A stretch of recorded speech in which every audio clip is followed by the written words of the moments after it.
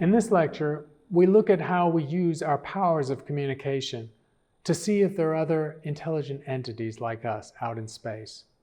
The subject is called SETI, or the Search for Extraterrestrial Intelligence. In fact, astronomers have recognized that SETI as an acronym is a misnomer because we don't actually detect intelligence. A while back, I gave the example of dolphins and orcas, creatures on this planet that are undoubtedly intelligent and possibly sentient, with which we share the planet, and yet they cannot communicate by these means. So really, it should be the search for extraterrestrial technology rather than the search for extraterrestrial intelligence. With that in mind, let's look at how astronomers approach this. A little history is instructive. In 1967, a young research student called Jocelyn Bell was working in Cambridge at a radio observatory when she saw a striking thing on the strip chart of her radio detector. A pulse about every 1.3 seconds, rising and falling sharply, and repeating like a metronome. Quick inspection showed that the pulse was as accurate or more accurate than the clock she was using, an atomic clock. This was incredibly accurate timekeeping, and nobody, her, nor her advisor, nor the head of the lab, could think of any astronomical entity that should pulse every second out in space. So for a while, they were mystified. In fact, as she found more of these pulsars, as they became called, she started to write on the strip chart LGM1, LGM2, LGM3. It was a joke, Little Green Man 1, 2, and 3. But it said that at the time, astrophysics could provide no explanation for these pulsing signals, and so you were left thinking perhaps these were intelligent signals from aliens out in space. It's an illustrative story, of course, because there was a natural astrophysical source of this radiation. It was the collapsed remnant of a star, a massive star that dies where the core collapses to an incredible density such that the core is an entire atomic nucleus writ large. These are, of course, neutron stars with radio hotspots that we detect as pulsars. Now, neutron stars had been predicted in the 1930s, but even the theorists who predicted them didn't really expect they would ever be observable. So when Jocelyn Bell and Tony Hewish observed pulsars in 1967, it was a shock and a surprise, and so they didn't know what to conclude. This is a Nobel Prize-winning discovery, but it's also a warning to us that when we think we know what a signal might be, we have to be very skeptical. And we think we know how aliens might communicate us, we also have to be skeptical too. So what can we say about SETI and its history, the search for extraterrestrial intelligence? Really, the dedicated efforts have only been in the last century. In the 19th century, there were hypothetical ideas, such as digging trenches in the Sahara Desert, filling them with oil in geometric patterns, and lighting them so they might be visible from far. Another idea, also never executed, was cutting large sections of the Siberian forest into geometric shapes, like a Pythagoras right-angled triangle, as another way of representing the presence of intelligent life on Earth. These were just simple concepts, but as radio technology evolved in the middle part of the 20th century, it became possible to do an experiment. And so in 1960, we had the first SETI experiment, Project Ozma, which was developed by Frank Drake, about whom we'll hear later.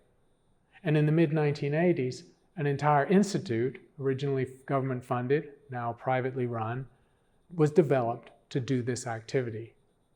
All these projects are essentially doing the same thing. They're looking for radio signals from deep space that might be coming from extraterrestrial intelligent civilizations. There have been a few attempts at speaking or transmitting radio signals out into space to fixed stellar targets, but most of the experiments are listening experiments or passive experiments.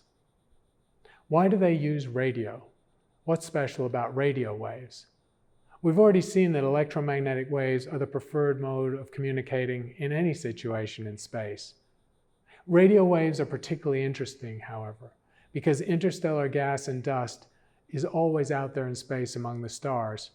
Optical light cannot penetrate.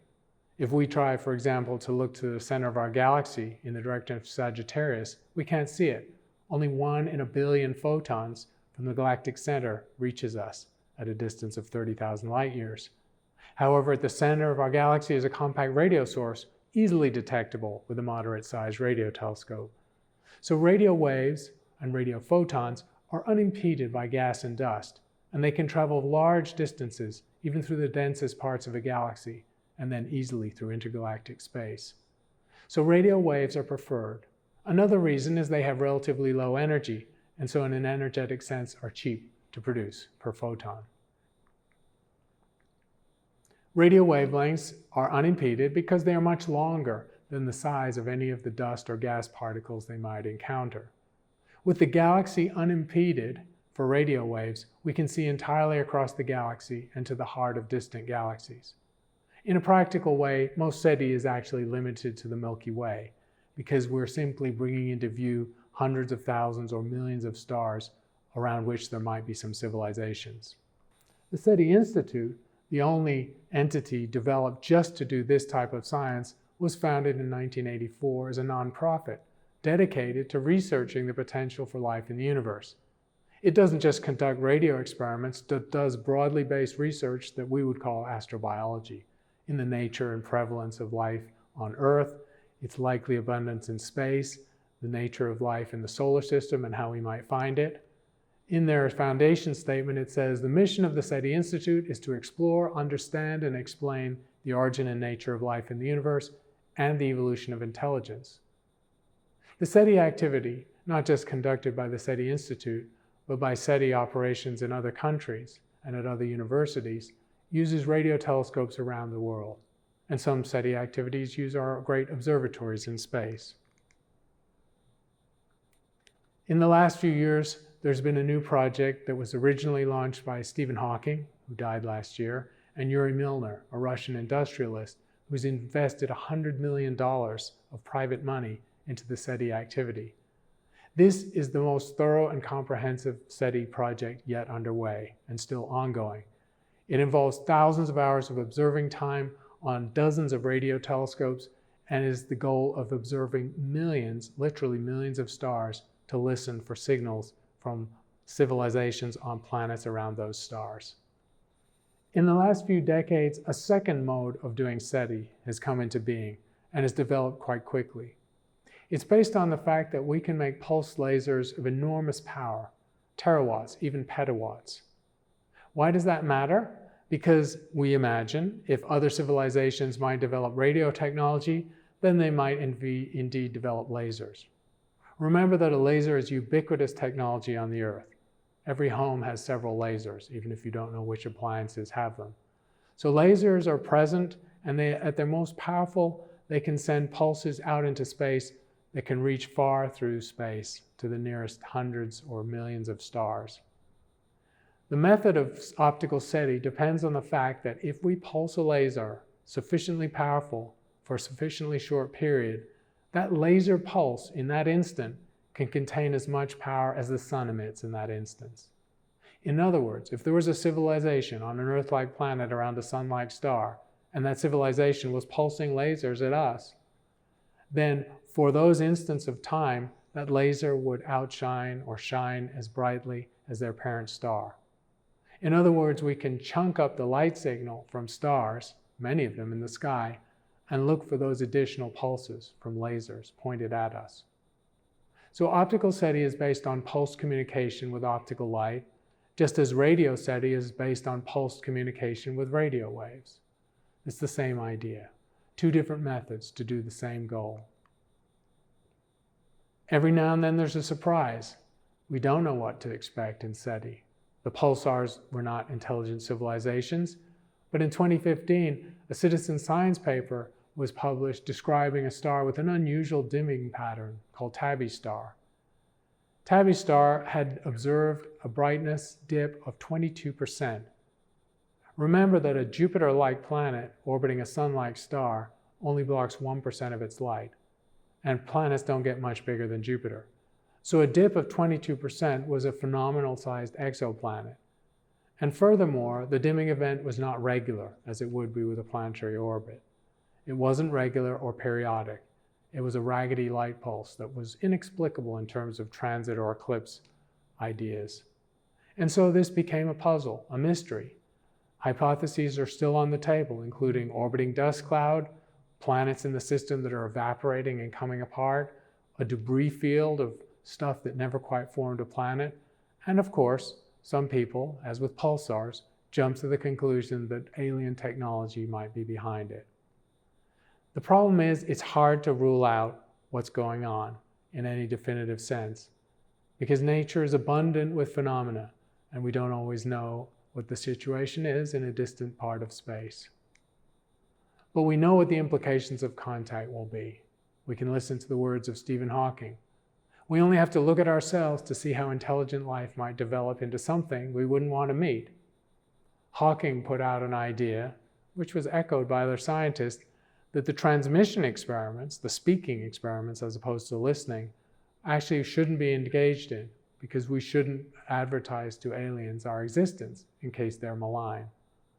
We can also listen to the words of Jill Tarter, one of the founder members of the SETI Institute, and in fact who Ellie Arroway in the film Contact was modeled after.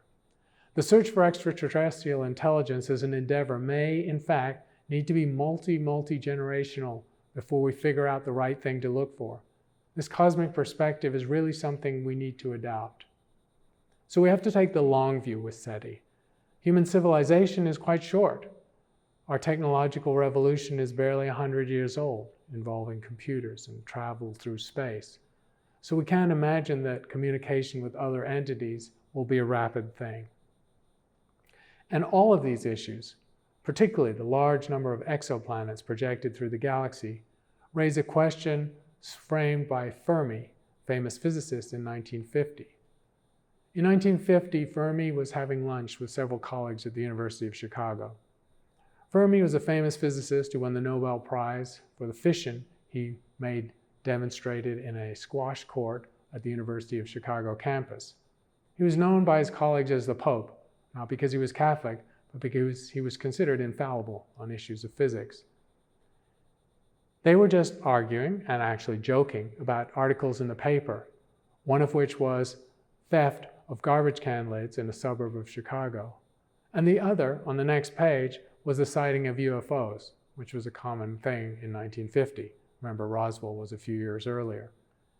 And having joked about that, Fermi looked at his colleagues and said, "Where are they?" Well, he took the joke, the fact that the young people in these neighborhoods were tossing garbage can lids into the sky and some other people were thinking they're UFOs, to make a serious point. And his logic was this: our civilization and technology is very young. Life forms with much more advanced technology would have remarkable capabilities. He also knew that a very modest extrapolation of our technology, even in 1950, would let us mine asteroids and moons and send probes that could create replicas of themselves and so proliferate through the galaxy at significant speeds.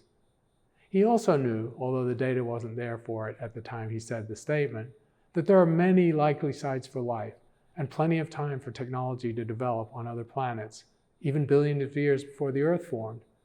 And so he asked the question, where are they? Where is everyone? The Voyager probe, which we talked about, demonstrates an important point about interstellar communication. Communication is limited by the finite speed of light. The Voyager probe is, of course, traveling at a small fraction of the speed of light. And so, as mentioned, it will take tens of millennia to reach even the nearest star system. That's not a practical way to communicate. But even at light speed, we have to wait a long time. The nearest star is 4 and a bit light years away, and so a round-trip signal takes nearly a decade. So having round-trip communication of a conversation takes a decade for each exchange of communication. And many of the exoplanets that have been found out in space are much further away. Remember that the time we've had wireless communication and control of electromagnetic radiation is only about a century.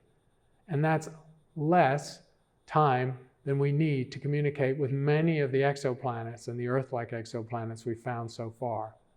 So the limitations on practical communication are quite extreme, just because of the recentness of our capabilities. The activity to search for counterparts of us, intelligent, communicable civilizations, is called SETI, the search for extraterrestrial intelligence, although in truth it's a search for extraterrestrial technology. In particular, it's a search for radio technology, because we're looking for pulsed radio signals from distant stars emanating from civilizations on their planets. We use radio waves because they travel freely through space and penetrate large distances in space. SETI also uses optical methods to search for pulsed laser signals of the kind that we can produce with enormous power.